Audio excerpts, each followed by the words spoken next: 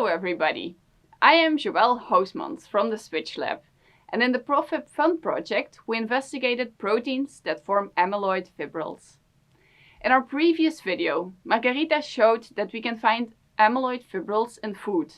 The second thing we wanted to know was, how are these protein fibrils formed? To understand what a protein fibril is, let me first introduce you to proteins.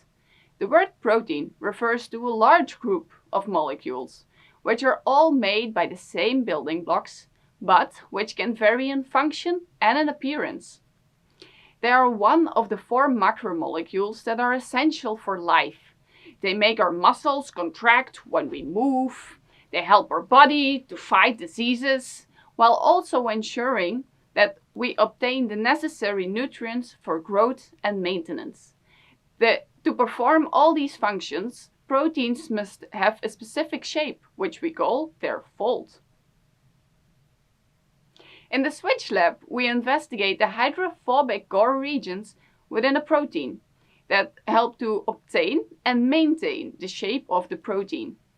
These regions are usually buried within the core of the protein, acting as some kind of glue that keeps the protein together.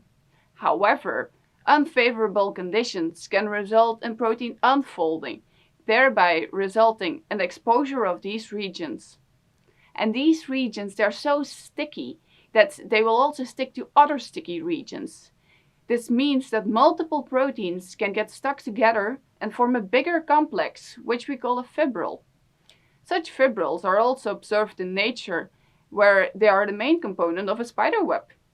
So clearly, protein fibrils can lead to specific structures with specific properties.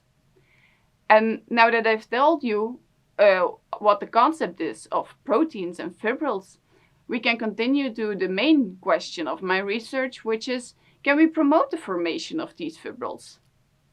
My part in the PROFIBFUN project was to identify these specific sticky regions within egg white and cereal proteins, so that we can make protein fibrils in a controlled way. These food fibrils could eventually improve the structure and appearance of food products. And this last part will be explained by Agne in more detail. Currently, the most common way to make food fibrils is by applying extreme temperature and pH conditions. However, these conditions are often not relevant for food processing or are very energy demanding.